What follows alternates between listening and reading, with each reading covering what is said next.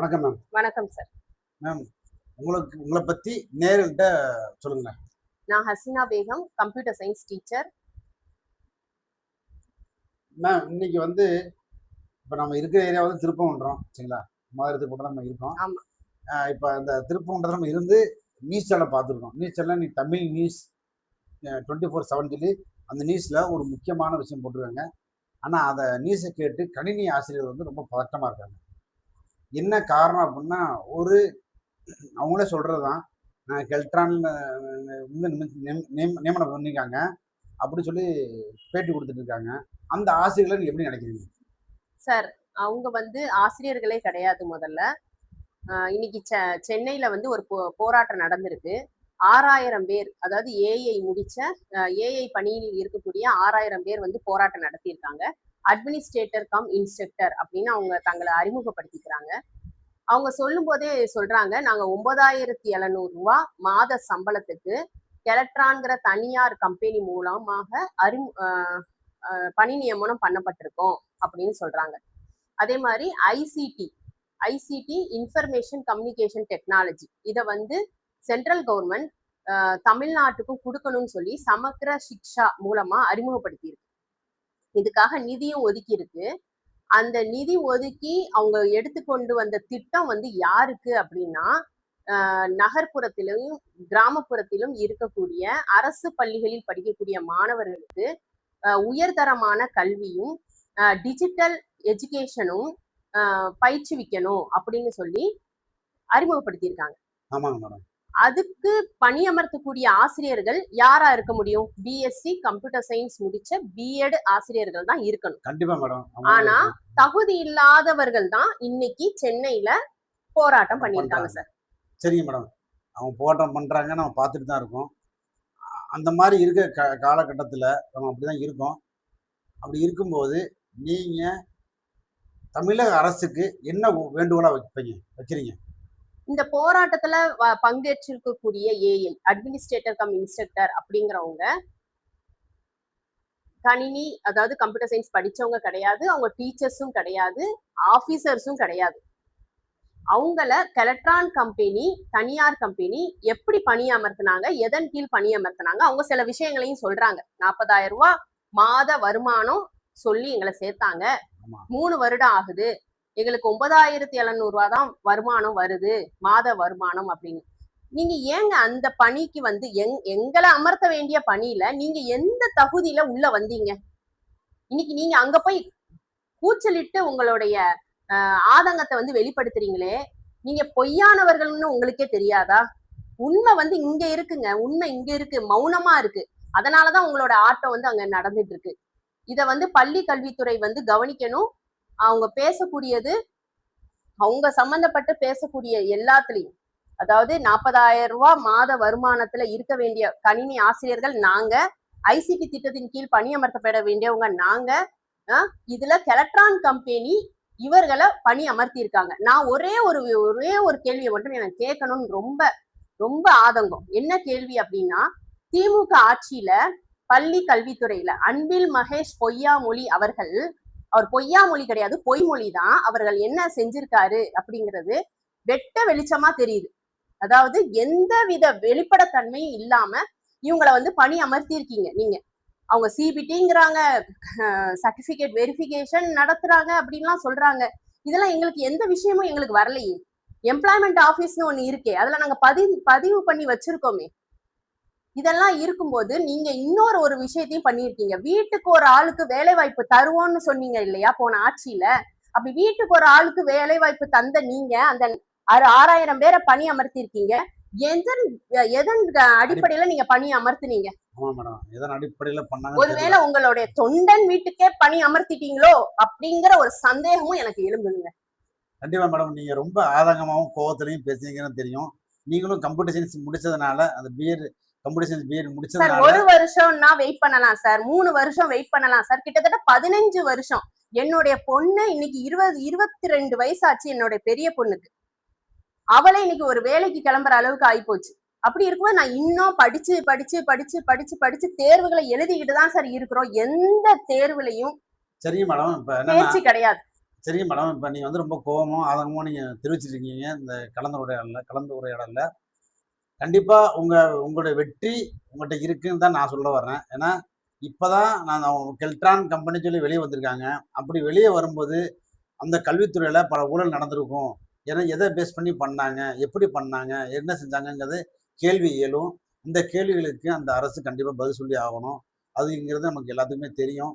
கண்டிப்பா இப்ப அடுத்த விஷயம் என்னன்னா, நீங்க கம்ப்யூட்டர் சயன்ஸ் முடிச்சிருக்கீங்க. ஒரு ஆதங்கமா பேசுறீங்க. அந்த ஆதங்கத்தோட நீங்க போராட்டம் பண்ணுவீங்களா? இல்ல அத பத்தி மேலோங்கி எதுவும் கொண்டு செல்ல வாய்ப்பு இருக்கா? நாங்க வந்து குறும்படம், காணொளி எல்லாமே குடுத்திருக்கோம் சார். இமெயில் அனுப்பியிருக்கோம். மனு குடுத்திருக்கோம். இதுவரைக்கும் எங்களுக்கு எந்த தெளிவான பதிலும் வந்து வரல. வரக்கூடிய நாட்கள்ல மிக விரைவில் நாங்க வந்து போராட்டம் பண்ணுவோம். உண்மை அங்கு ஓங்கி ஒலிக்கப்படும். சரிங்க மேடம். இப்ப நீங்க சொல்ற விஷயங்கள்லாம் பார்த்தா, இங்க நான் உட்கார்ந்துருக்க எனக்கே கோவம் அதிகமா தான் வருது. ஏன்னா, ஒரு பிஎட் கம்ப்யூட்டர் சயன்ஸ் முடிச்ச ஒரு டீச்சர்ஸ்கள அவங்க பணி அமர்த்தாம, ஒரு பிரைவேட்டா ஒரு வேலை பார்த்துருக்காங்க அப்படின்னா, அது பெரிய ஒரு ஒரு என்ன சொல்றது? ஆதங்கத்தோட, கோவத்தோட ஒரு கேள்வி நம்ம உரிமைகள கேட்கக்கூடிய கேள்வியா இருக்கு. கண்டிப்பா. அதுக்கப்புறம் மேடம் இப்ப என்னன்னா, இப்ப கம்ப்யூட்டர் சயன்ஸ் படிச்சு எவ்வளோ படிச்சு வந்தீங்க? எந்த பஸ்ல படிச்சீங்க? இதெல்லாம் இப்ப இந்த படிச்சு வந்ததுக்கான காரணம் என்ன? இத பத்தி உங்களுக்கு சொல்ல முடியுமா? நல்லா சொல்ல முடியுமா? சார் 2003ல வந்து நான் பிஎஸ்சி கம்ப்யூட்டர் சயின்ஸ் முடிச்சுட்டேன். அதுக்கப்புறம் நான் 2011ல வந்து பிஎட் வந்து முடிச்சேன் சார். 2011 to 12ல வந்து நான் பிஎட் முடிச்சேன். ஆஹ் இந்த இந்த அதாவது 2011, 12ல வந்து பிஎட் வந்து பீக்ல இருந்துச்சு. அதாவது கம்ப்யூட்டர் சயின்ஸ் முடிச்ச ஒரு கிட்டத்தட்ட 40,000 டீச்சர்ஸ் அப்பவே பீக்ல இருந்தாங்க. முடிச்சு இருந்தோம். அப்போ 1 இயர் கோர்ஸ் நாங்க வந்து முடிச்சு இருந்தோம். இதுல டீச்சர்ஸ் ரெக்யூர்மெண்ட் போர்டு மூலமா எங்களுக்கு சான்றிதழ் இருக்கு. நாங்க வந்து கம்ப்யூட்டர் சயின்ஸ் முடிச்ச ஆசிரியர்கள் அப்படின்னு சொல்லி தகுதி வாய்ந்த ஆசிரியர்கள்னு எங்க கிட்ட சான்றிதழ் இருக்கு. கவர்மெண்டே இதை கொடுத்திருக்காங்க. 2012க்கு அப்புறமா பிஎட்ல வந்து கம்ப்யூட்டர் சயின்ஸ்ங்கிற சப்ஜெக்டை எடுத்துட்டாங்க சார்.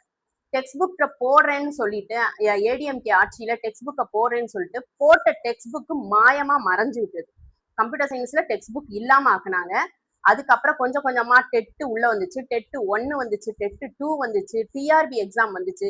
இப்படியே கடத்தி கடத்தி கடத்தி எங்களை வந்து அதாவது இவ்வளோ டெக்னாலஜி வளர்ந்த இந்த உலகத்துல டெக்னாலஜி இந்த அளவுக்கு வளர்ந்து இருக்கிற இடத்துல இந்த கல்வித்துறை, அதாவது போன 15 வருஷத்துல இருந்த கல்வித்துறையில எந்தவித இம்ப்ரூவ்மெண்ட்டும் இல்லாம எங்களுக்கு வந்து பொய்யான வாக்குகளையே கொடுத்து, பொய்யான வாக்குறுதிகளை கொடுத்து எங்களை வந்து சொல்றது என்ன, நிறைய அந்த கல்வித்துறையில வந்து நிறைய ஊழல் நடந்துன்னு சொல்ல வரீங்க. அப்படிதானே சொல்ல வரீங்க? ஊழல் தான் சார் நடந்திருக்கு. 40,000 ரூபாய் மாத வருமானம்னு சொல்லி அவங்க அக்ரிமெண்ட்ல சைன் பண்ணி உள்ள வந்திருக்காங்க. அந்த 40,000 ரூபாய் எங்களுக்கு தான் மாத வருமானம் வந்திருக்கணும், எங்களை தான் பணியமர்த்தி இருக்கணும். அப்ப 40,000 ரூபாங்கும் போது 3 வருஷம் ஆச்சுன்னு சொல்றாங்க. 3 வருஷம் ஆச்சு, கிட்டத்தட்ட 2 வருஷம் கம்ப்ளீட் பண்ணி 3வது வருஷம் வந்துட்டோம் அப்படின்னு சொல்றாங்க. 40,000 ரூபான்னு வச்சோம்னா கிட்டத்தட்ட எத்தனை லட்சம் ஆச்சு சார்? ஒருத்தங்களுக்கு எவ்வளவு வருமானம் வந்திருக்கும்? இது போல நாங்க இருக்கிறோம். அப்ப இந்த மிச்சம் 30,000 ரூபாய் நீங்க என்ன பண்ணீங்க? பார்ட்டி ஃபண்டா? கண்டிப்பா கண்டிப்பா. இத வந்து சென்ற ஆட்சி செய்த தமிழக முதலமைச்சரை பார்த்து கேள்வி கேட்கணும். இந்த கேள்வியை அவங்க பார்த்தாங்கன்னா கண்டிப்பா அவங்களுக்கே தோணும் நம்ம செஞ்ச தப்புங்கிற உணரணும் அப்படிங்கிறத நான் சொல்ல வர்றேன். இன்னொன்று என்னன்னா, முக்கியமா இப்ப வந்து கம்ப்யூட்டர் சயின்ஸ் டீச்சர்ஸ் எல்லாம் சேர்ந்து ஒரு கோரிக்கை மனுவா முதலிடம் கொண்டு கொடுப்பீங்களா? இப்ப நடக்கக்கூடிய முதலிடத்தில் கொண்டு கொடுப்பீங்களா? இந்த சென்ற முறை நடந்த, அதாவது திமுக ஆட்சியா இருந்தாலும் சரி, அதிமுக ஆட்சியா இருந்தாலும் சரி, அதில் நடந்த விஷயங்களை மொத்தமா மனுவா எழுதியோ, இல்ல உங்களுடைய ஆதங்கத்தை போராட்டமாவோ எப்படி வெளிப்படுத்தி முதல்வருக்கு தெரியப்படுத்த வாய்ப்பு இருக்கா? கண்டிப்பா பண்ண போறோம் சார். கூடிய சீக்கிரத்துல நாங்க எல்லாருமே கம்ப்யூட்டர் சயின்ஸ் மூலமா ஒரு சங்கம் இருக்கு. அந்த சங்கத்தின் மூலமா 20,000க்கும் மேற்பட்ட ஆசிரியர்கள் வந்து நாங்க இருக்கிறோம். கண்டிப்பா மாபெரும் போராட்டம், கவன ஈர்ப்பு போராட்டம் கூடிய விரைவில் நடக்க போகுது. கண்டிப்பா. இது வந்து தலைவர் வந்து எடுத்து கொண்டு செல்வாரா? அவர் தலைமையில கொண்டு போவாரா? இல்ல இல்ல நீங்களா எல்லாம் முடிவு பண்ணி, சங்கம் இல்லாம நீங்களா முடிவு பண்ணி போவீங்களா? ஆனா 20,000 ஆசிரியர் இருக்கீங்க அப்படிங்கிறப்ப, வெறும் 6,000 ஆசிரியர் போய் அங்க போராட்டம் பண்றாங்க. அவங்களுக்கும் அந்த சம்மந்தம் இல்லாத பணிக்காக போய் போராடுறாங்க. நீங்க சம்மந்தம் உள்ள 20,000 பேர் பிஎட் முடிச்ச ஆசிரியர் இருக்கீங்க. நீங்கலாம் ஒருமிச்சு போனீங்கன்னா, அது கண்டிப்பா முதல் கண் பார்வைக்கு போகக்கூடிய வாய்ப்புகள் நெறையா இருக்கு. விஜய் சார் இத கவனிப்பாருங்கிறது எனக்கும் ஒரு சின்ன ஒரு மனசுல ஒரு தோணுதல் இருக்கு. கண்டிப்பா உங்க இதுலயும் வந்து இத பத்தியான தெளிவான ஒரு ஒரு முன்னெடுப்பா போகுமா? கண்டிப்பா சார். அதாவது இப்போ இருக்கக்கூடிய தமிழக முதலமைச்சருக்கு நான் ஒரே ஒரு கோரிக்கையை தான் வைக்கிறேன். அதாவது 6th to 10th வரைக்கும் கம்ப்யூட்டர் சயின்ஸுங்கிற சப்ஜெக்டை டெக்ஸ்ட் புக்கா கொண்டு வாங்க.